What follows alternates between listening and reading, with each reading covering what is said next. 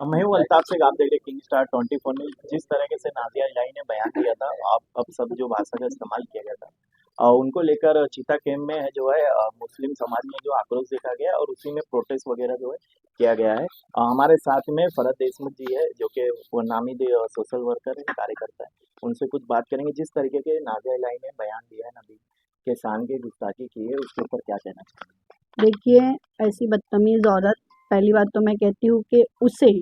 नाज़िया नाज़िया नाम बोलने से बंद करें।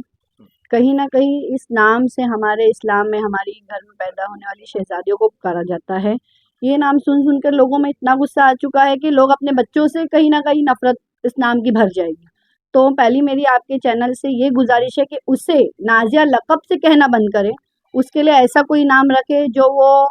उस नाम के काबिल हो, या उसे ऐसा नाम रखें जो हमारे इस्लाम में ना पुकारा जाता हो, क्योंकि उसका हमारे इस्लाम से कोई लेना-देना नहीं है।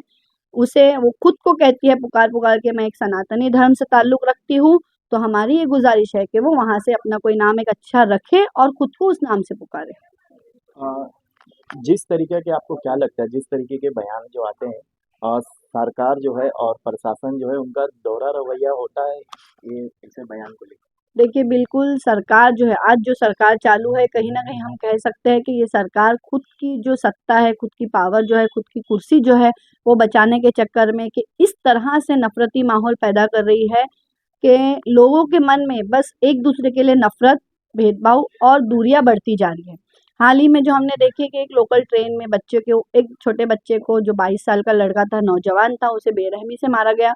तो कहीं न कहीं ये जो हम रेगुलर अपनी जो रोज़मर्रा ज़िंदगी में सुनते हैं, ये जो नफ़रत, ये हिंदू ने ये किया, ये मुस्लिम ने ये किया, आज यहाँ पे ऐसा हो गया, ये मौलाना ने ये कर दिया, यहाँ पे ये पंडित ने ऐसा कर दिया, तो ये जो माहौल है, ये कहीं न कहीं हमारे पूरे समाज में एक नफ़रती माहौल को पैदा कर रहा है और इसे कहीं न कहीं ऐसी लीडर, ऐसी पार्टियाँ भी सपोर्ट दे रही है, क्योंकि इन्हीं के जो कार्यकर्ता हैं, अभी मैं आपको कितने नाम गिना दूँ, जो सिर्फ़ एक ही पार्टी से बिलॉन्ग करते हैं। नीतीश राणे ले लीजिए, संग्राम जगताप ले लीजिए, फिर अभी ये नाज़िया इलाही ले लीजिए, और भी बहुत से लोग हैं जिनके मैं नाम नहीं लेना चाहती हूँ, लेकिन कहीं न कहीं ये जो लोग हैं बीजेपी पार्टी से बिलॉन्ग करते हैं। तो क्या हम हमारे पंतप्रधान नरेंद्र मोदी जी से ये माँग करें कि आपने अपनी पार्टी में नफ़रत फैलाने वाले लोगों को रखे हों, या आप आपकी पार्टी को ऐसी नफ़रती राजनीति से चलाना चाहते हो? तो मेरी आपके चैनल के माध्यम से नरेंद्र मोदी जी से गुज़ारिश है, हमारे देश के प्राइम मिनिस्टर से गुज़ारिश है कि सबसे पहले ऐसे जो लोग पार्टी में रहकर जो नफ़रत फैला रहे हैं, उनको अपनी पार्टी से निकाला जाए,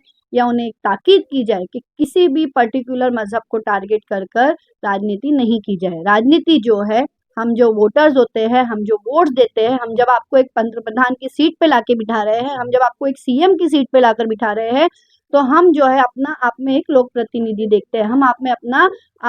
अपना एक अच्छा प्राइम मिनिस्टर देखते हैं। हम आप में अपना एक अच्छा सीएम देख रहे हैं कि ये हमारे बच्चों को अच्छी तालीम के लिए कुछ आगे काम करेगा, ये हमारे फैमिली के लिए एक अच्छे हॉस्पिटल के सपोर्टिव में आगे काम करेगा, या ये हमें अच्छे रास्ते देगा, ये हमें अच्छे रोड्स देगा, ये हमें अच्छे से अच्छी रोज़मर्रा ज़िंदगी के लिए, इनकम के लिए कुछ सोर्स बना के देगा। लेकिन कहीं न कहीं हम देख रहे हैं कि ऐसे कामों से ये पार्टी है, ये राजनीति जो है बहुत दूर है। हम देख रहे हैं, हम रात में देख रहे हैं कि आज कोई एक पार्टी में है, कल सुबह वो किसी और में चला जा रहा है। इतनी जल्दी तो हम सो के भी नहीं उठते जितनी जल्दी लोग पार्टियाँ बदल ले रहे हैं। तो कहीं न कहीं ये जो चीज़ें हैं, ये रोकने की ज़रूरत है। तो उससे मैं आप उस इससे आज आपके चैनल के माध्यम से मैं हमारे जो देश की जनता है, हमारे देश की जो अवाम है, उनसे गुज़ारिश करना चाहूँगी कि आगे जाके अगर आप कहीं भी देखें, चाहे वो कोई भी हो, कोई भी पार्टी से बिलॉन्ग करता हो, चाहे कोई भी बड़ा लीडर हो, चाहे कोई भी नेता हो, चाहे कोई भी पॉलिटिकली पार्टी से हो, अगर आप देख रहे हैं कि वो आपके समाज में आके, आपके एतराफ़ में आके, आपके मोहल्ले में आके ऐसे भड़काऊ भाषण दे रहा है और हमारे देश की हिंदू-मुस्लिम एकता को, भाईचारे को भंग करने की कोशिश कर रहा है, तो वहीं पे औरतें निकले और उन्हें चप्पलों से मारे। आज तक मैं ये कहती हूँ कि नाज़िया इलाही का ये बयान आया, नाज़िया इलाही का वो बयान आया, आज नाज़िया इलाही ने मुसलमानों को ये कह दी, आज नाज़िया इलाही ने मुसलमानों को वो कह दी। लेकिन ये नाज़िया इलाही है कौन? क्यों ये पर्टिकुलर मुसलमानों को टारगेट कर रही है? क्यों ये यहाँ पर अचानक से सोशल मीडिया में वायरल हो गई एक टॉपिक को लेके? बीच में 3 तलाक का मुद्दा उठा था, मोदी जी ने हमारे देश में कानून लाए थे 3 तलाक का, एक औरत, मुस्लिम औरत ने उस टॉपिक को सपोर्ट कर दी, तो नाज़िया इलाही वहीं से चर्चे में आ गई। लेकिन इसकी यहाँ पे आने की वजह क्या है? कहीं ये यहाँ पे हमारे देश में, हमारे हिंदुस्तान में किसी एक मकसद के लिए तो नहीं भेजी गई, कहीं इसका कोई बड़ा मकसद तो नहीं है जिसका सोशल मीडिया प्लेटफॉर्म में एक विकिपीडिया नाम का सोशल मीडिया प्लेटफॉर्म है। वहाँ पर नाज़िया इलाही के जो पेरेंट्स प्रोफाइल पे अगर हम जाते हैं तो वहाँ पे बताया जाता है कि नाज़िया इलाही के फादर जो है मुजीबुर रहमान, उनकी जो पैदाइश है वो पाकिस्तान में हुई है। अब ऐसी औरत जिसके अंदर खुद पाकिस्तानी खून बह रहा है, वो हमें किस हिसाब से कह सकती है कि तुम पाकिस्तान चले जाओ। और मुजीबुर रहमान जो है वो बांग्लादेश की फोर्स में एक चीफ सिक्योरिटी इंचार्ज है।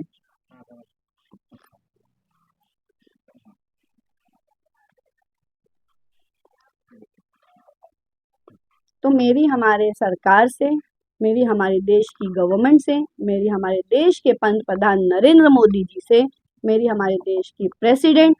मुर्मू जी से ये गुजारिश है कि हमारे देश की जो स्पेशल एजेंसी है IBRO, उस पर इसकी जांच लगाई जाए, नाज़िया इलाही को बुलाया जाए, उससे पूछताछ की जाए कि किस बेस पे विकिपीडिया उसके बाप की, उसके पिताजी की जो प्रोफाइल है वो मुजीबुर रहमान बांग्लादेश के एक आर्मी के हेड ऑफिसर से जोड़ रहे हैं। और नहीं तो नाज़िया इलाही एक प्लेटफॉर्म पे सोशल मीडिया पे आए और इन सब चीज़ों का क्लियर करे। विकिपीडिया पे अगर कोई इन्फॉर्मेशन दी गई है तो हम उसे 50% तो रियलिटी में देखेंगे,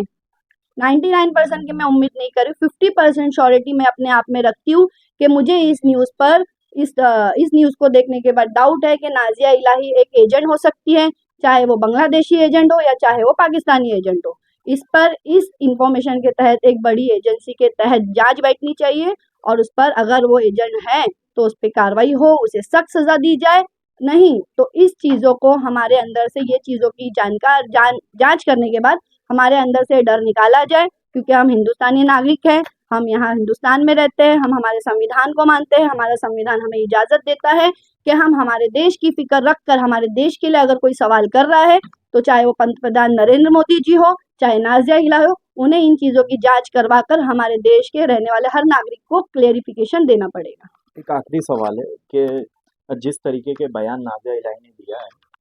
उसके बाद में पूरे भारत में जो है आक्रोश देखा गया है बयान को लेकर। युद्ध जो है लॉ एंड ऑर्डर खराब ना करे, उसके लिए क्या आप यूथ को क्या मैसेज देना चाहेंगे? मैं यूथ को ये मैसेज देना चाहूँगी कि बेशक हमारे आका के लिए मोहब्बत हमारे दिलों में हमेशा रहेगी, ता क़यामत तक रहेंगी, लेकिन ये जो लॉ एंड ऑर्डर की जो बात आती है, अगर हम हमारे हक के लिए, हमारे संविधान ने जो हमें हक दिया है उसके लिए अगर हम निकलते हैं तो लॉ एंड ऑर्डर को हम खराब करते हैं, लॉ एंड ऑर्डर का इशू हो जाता है, हम लोगों पे कार्रवाई की जाती है। लेकिन यहीं इसी देश में रहने के बाद जब कानून सभी के लिए एक है, तो जो ऐसे लोग स्टेटमेंट देते हैं, ऐसे लोग एक इलेक्ट्रॉनिक मीडिया के प्लेटफॉर्म में आके जो भड़काऊ भाषण दे के हमारे जो समाज का माहौल खराब कर रहे हैं, उनके लिए सरकार की तरफ से कोई सख्त कानून या सख्त लॉ एंड ऑर्डर क्यों नहीं बनाया जाता। तो मैं ये अपील करूंगी कि अब वक्त आ गया है, मैं युवाओं को ये नहीं कहूंगी कि आप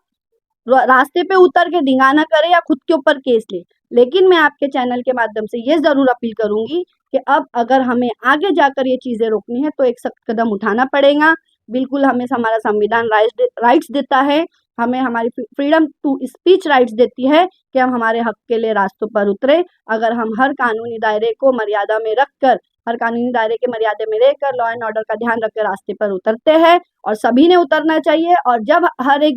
एक पब्लिक, हर एक मुसलमान अपने घर से निकलेगा तो सरकार को जो है ऐसे लोगों पर कार्रवाई करनी पड़ेगी। हमारे साथ में फरहद देशमुख जी थे, जिन्होंने बेबाक अंदाज में नाज़िया इलाही के ऊपर जो भी सवालात थे उनका बेबाक अंदाज में जवाब दिया। मैं हूँ अल्ताफ से, किंग स्टार 24 न्यूज़। हमारे साथ में कैमरामैन फिरोज खान।